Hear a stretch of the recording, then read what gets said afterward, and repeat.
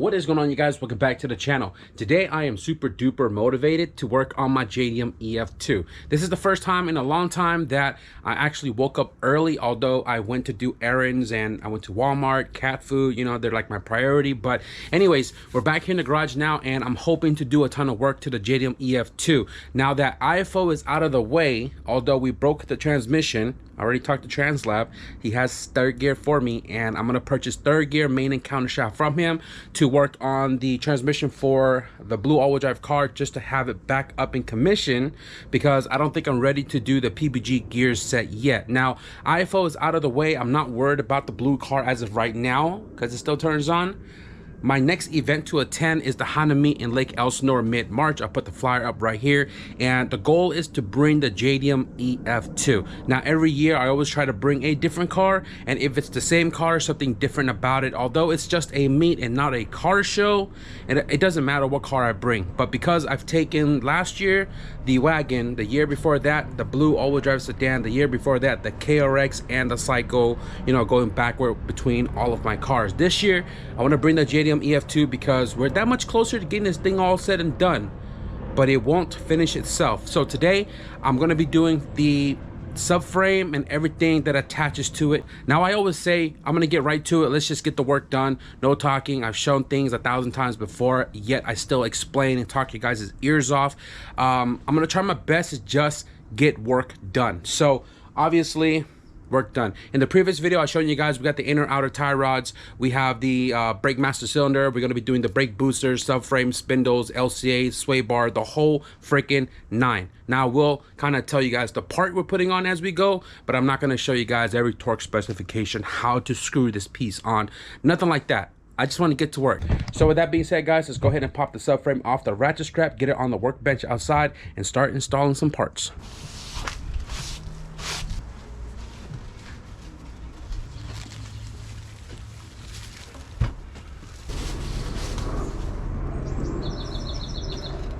Ooh, look at that. Semi-gloss subframe. Looking beautiful. I'm gonna go ahead and slap all the grommets back onto the subframe. And all these clips are here for the power steering.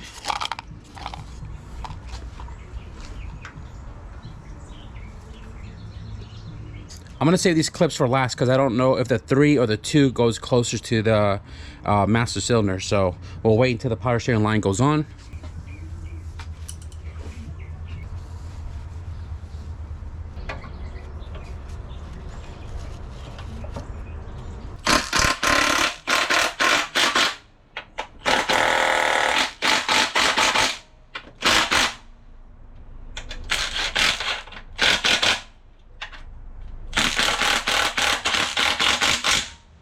Went to the junkyard in the last video and I found this brand new Honda bolt, and this is very fitting for the bracket for the power steering line right there. Now I'm probably gonna take this bracket and this power steering line out to try out the DA one, just to see if it'll work for the right-hand drive rack, because we are using the power steering pump from the DA as well.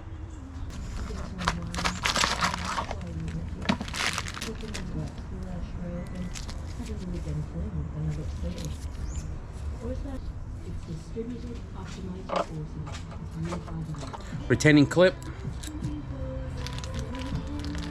and then the washer.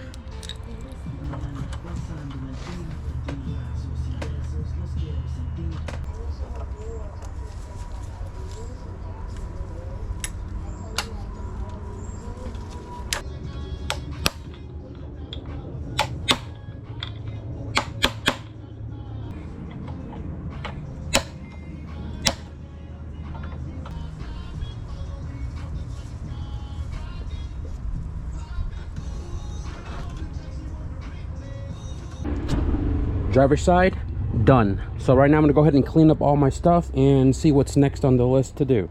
What I can do right now is my sway bar, 2 bracket, 2 bushings, and I don't know what's going on out there. But anyways, sway bar, I'm probably gonna put the LCA on when the subframe's already in the car, just so that it's not like extra heavy. when I need to install this. Make sure I got the bolts for these guys. They are 12 mil, this guy, and should be another one like this guy right here. I'm gonna give this a little wire down. I don't know if you guys remember, I did a whole video on refreshing the front and rear suspension of the JDM EF2. So this bushing is brand new and it's already lubricated, so I'm just gonna go ahead and slip it back on.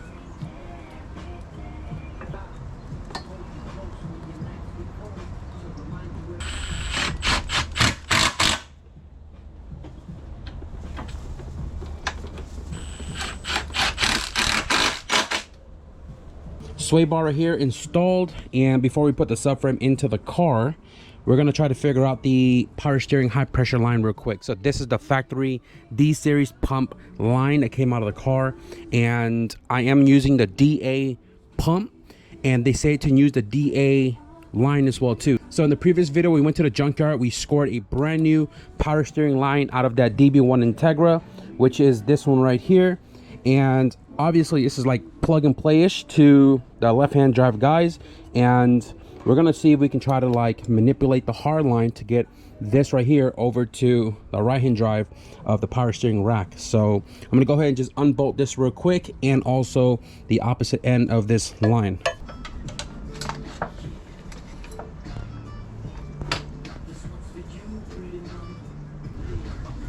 The EF and the DA power steering line bracket is freaking identical.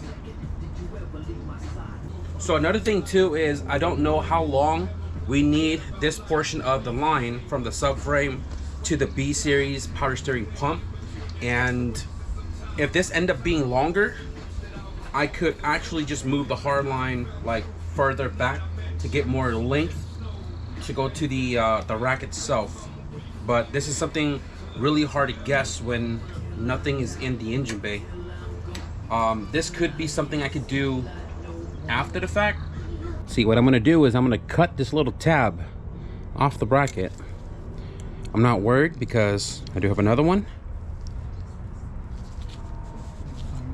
Snip, bend, there we go. Milwaukee belt sander, clean up that edge.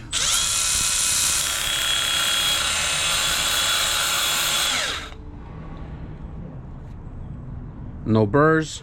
Take some touch-up paint, dab up that bare metal,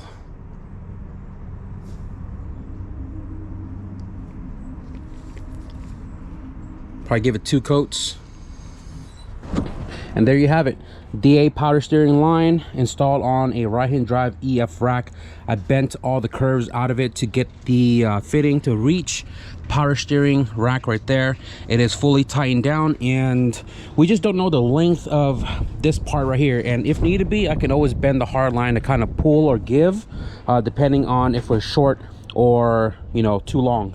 One more thing before the subframe goes into the car, we need to put the shield back on.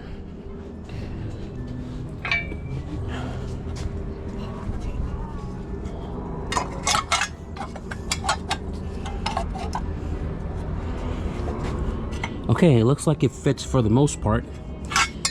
2 10 mil and a 12.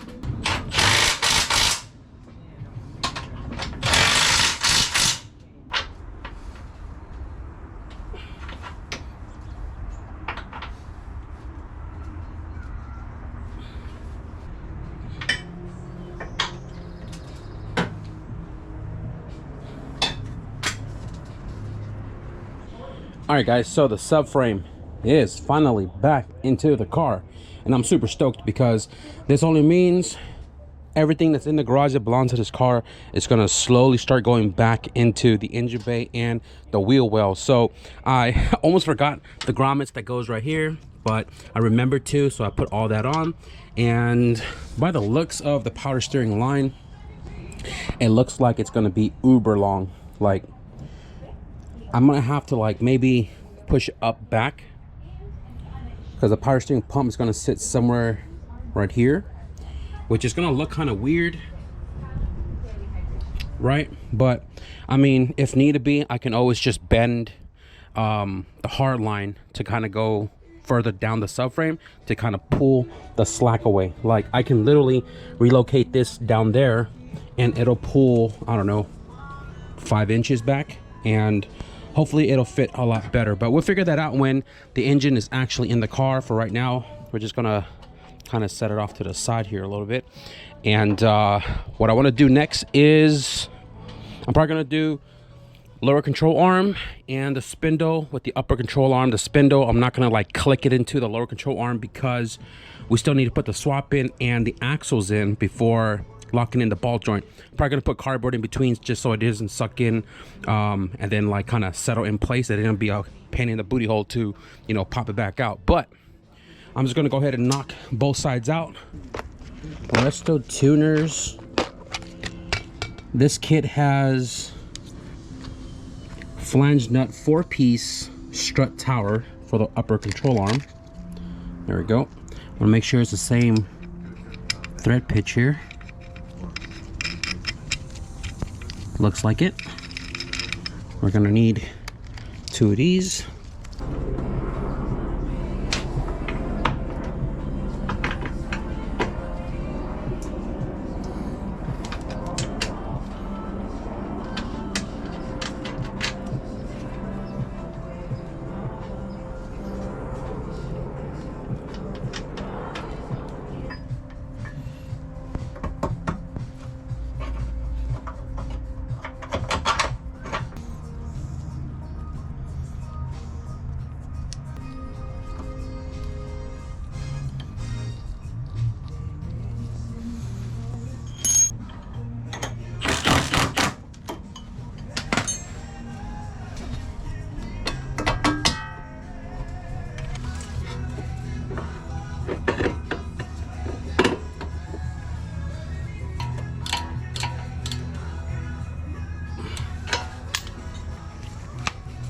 Do not forget your cotter pin. This is very important.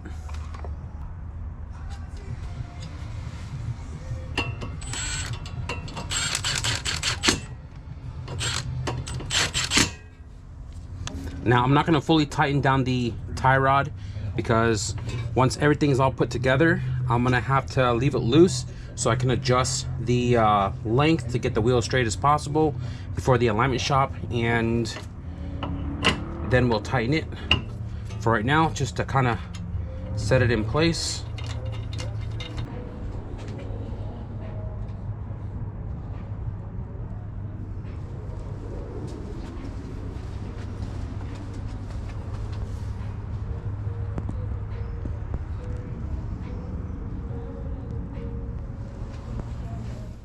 I'll be honest, I did close up last night because I hate working in the dark.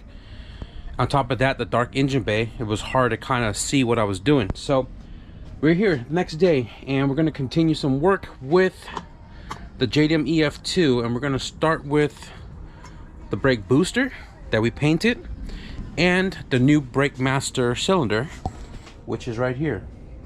Now, for visual purposes, I am going to bolt the brake master cylinder on because we still need to pull the brake master cylinder back off to bench bleed it before we, like, you know, tighten up the hard lines and everything to it.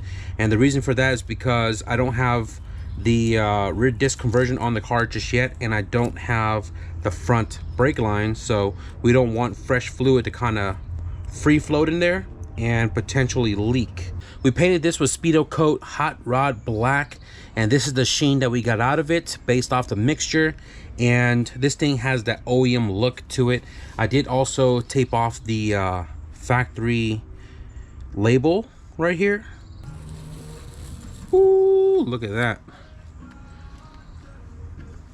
part number right here. This is Ray Besto's brake master cylinder for the 1991 Civic Sedan EX model, which comes with the 10-inch rotors, and this is a larger version than the DX. Does come with a seal right there. In the Resto Tuners kit, they do come with hardware for the brake master cylinder. It comes with the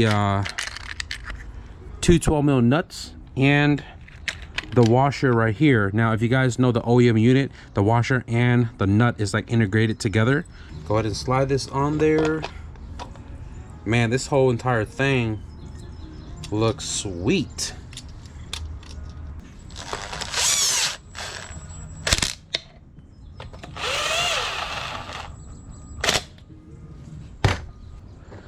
Ooh-wee. Boy, look at this. Look at this. Let's go ahead and get this thing installed into the car. Gaskets on right here on the back side.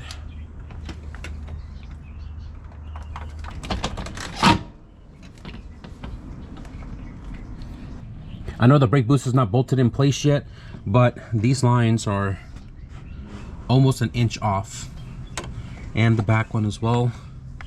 Not a big deal. These are easy to bend. So I'm gonna go ahead and crawl underneath the dashboard to get this sucker all tightened down.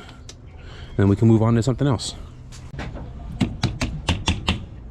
So I got everything all bolted up and I put everything back together. So the steering column is all put back together along with the joint, the fuse box, everything, the clevis to the brake pedal, all put back together. All of this is all cleaned.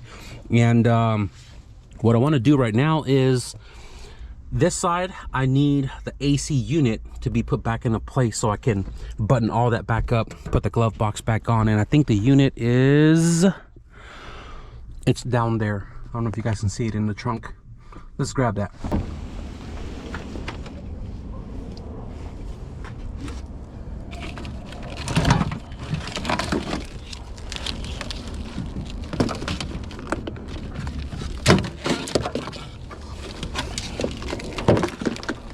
I forgot about the AC harness as well too, so definitely gonna have to clean all that up before we mount it back into the engine bay.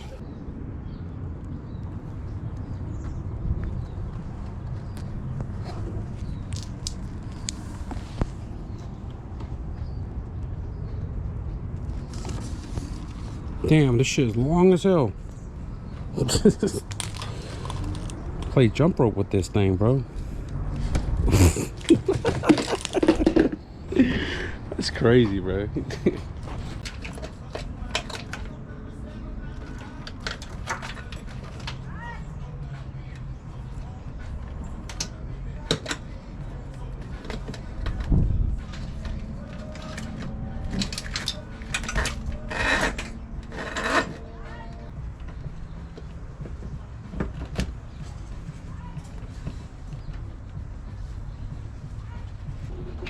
Not gonna lie to you guys, I was okay with all of this stuff going back in, but now that I've put the AC unit back on and the entire harness ran back into the engine bay, I don't know how I feel about this, man. That's crazy, bro. Like, I guess, you know, if you really want AC, you're just gonna have to deal with it.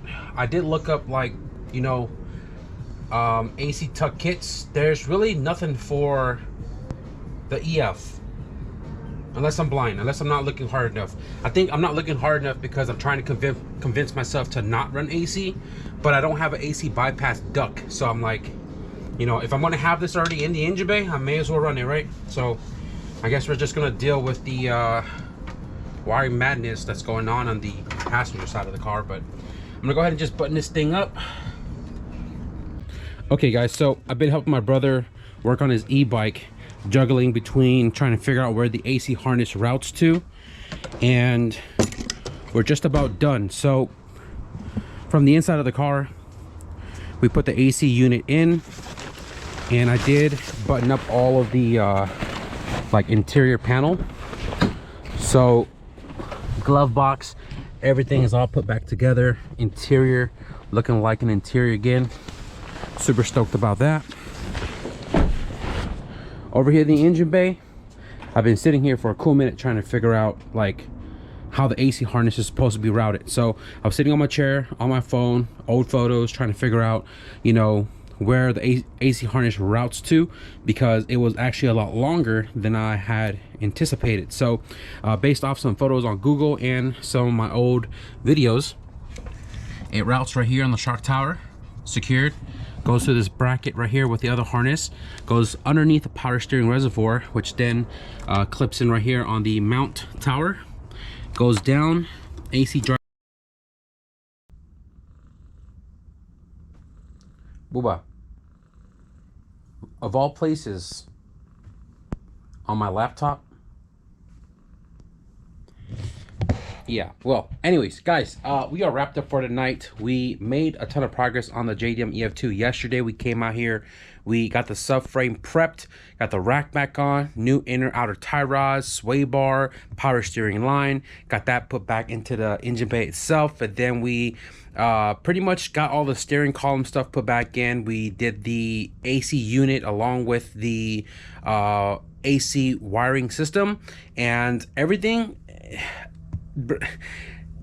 it's starting to look jam-packed, but OE plus, that's just what it is. I mean, realistically, if I want to keep AC, that's what I'm gonna have to deal with. Power steering, same deal. Eventually later down the road, I do have the hybrid EPS, and we're gonna try to mess with that and eliminate the whole like mechanical power steering stuff later. AC, it's not mando for me, but it's like one of those, because it's already there, we may as well run it. And I haven't had AC in one of my cars since my wagon when I first bought it in 2011. I did a B20 VTEC with AC, had that for a while before we went turbo, then I eliminated the whole shebang. But I want to keep AC in this car just for the luxury of it, and the power steering as well too. So the JDM engine bay, man, we're almost done prepping it for the engine, although I don't know when the engine is going to go in. I just know that it is ready for the engine, and I say this because I still need a clutch. I have the motor mounts, the T-brackets, the post mount, I have the shift linkage, everything to put the engine into the car except the clutch. I got a flywheel, I got the transmission, all the hardware. The long block itself is complete, intake manifold, throttle body. I do have injectors, I have header, everything to put it together except the clutch. So I need to figure out a clutch situation, and then this Type R is ready to go into the car. But just know that we are that much more closer, guys. The subframe is finally in the car, which means the engine can go in at any time. So we did a lot of work, and there's going to be a lot more work to follow. So if you guys don't know 35XT, I think this thing comes dual carb, so there's really not a return line system for the fuel, and the wiring system is a little wonky. But you know, obviously if you guys follow to this point, we're going to be using a tucked harness, and we're going to figure out the other 3 wires we need to source, which realistically I don't need that 3 wire because it's just reverse light, and I forgot what the 3rd one was, but I can still turn on the car without plugging it into the shock tower. We're going to figure out a lot more of that as we go, but I think the next thing for us is to drop the fuel tank and then swap it over to a USDM fuel tank with the in-tank fuel pump, and then figure out our feed and return system. Realistically, there is one hard line that goes from the back to the front, which I'll use in Prum for the feed, and then I'm probably just going to have to build a return line. But like I said, I don't know what's underneath the car and what's on the fuel tank itself, but I do have plenty of line to build something if need to be. So we're going to be making a ton more progress on the car maybe in the next video, because I got to talking with the boys and they're asking me like, okay, what's the update? What am I going to do with my all-wheel drive sedan? And maybe this weekend I'm gonna pull the transmission out of the car, and I might just rob the all-wheel drive transmission from the silver car and then find parts to fix my transmission to use that later for the silver car. I'm not sure yet, but hopefully in the next couple of days we're gonna stay busy with it, whether it's between the JDM EF2 or the blue all-wheel drive sedan. I gotta spend the rest of my night here, my evening, prepping more of the t-shirt and the prints that just showed up. I already kind of started working on it a little bit last night, but I need to kind of finish it up. And I think I might be offering this print. I'm not certain yet. This one's pretty cool. I think it's me driving my wagon. This is actually the first one that I did that wasn't really set in stone on wanting to offer it, but I did make one for myself, you know, right there. I think I'm still wearing the same shirt. Yep, I am. So I have that new print along with some of the unreleased one, which is the Mail t-shirt, as well as the Progress is Better Than No Progress t-shirt. And I just got a new one as well too. I've been working on this because I've been trying to add non-EF to the merch line, and I figured, you know, because I haven't really worked on much non-EF chassis, I'm gonna include a lot of the cars that were on the channel before. So I actually been working on this one, and I got a bunch of prints that came in. This, if you guys remember, Tiger CRV Turbo B series. It was front wheel drive at the moment, and then eventually we swapped it to a K series. And the B series, the engine that's actually in this car, it's underneath my welding table. That sleeve RS LS block that I got, that's the block that's in this car, and that is the reason why he went K series. But this is one of the new unreleased t-shirt design that I'm gonna drop soon.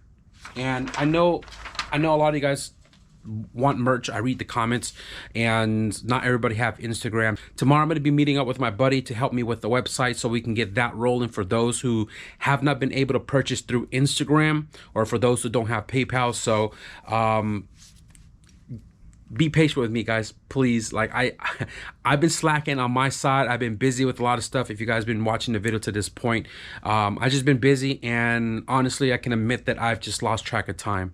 I'm hoping to get the website up and going soon. You guys will definitely know when it is ready to go, but I've been working on a bunch of new designs, and I want to start prepping all of this just to kind of have it all ready to rock and roll when we are ready to rock and roll. So, but with that being said, guys, we're going to wrap it up for this video right here. I hope you guys enjoyed the progress update on the JDM EF2. If you guys did, be sure to leave a thumbs up. And if you guys want to stick around for more progress on that car, as well as the blue all-wheel drive sedan, because I want it to be up and going again, be sure to hit the subscribe button. But with that being said, thank you guys for watching, and I'll see you guys in the next video.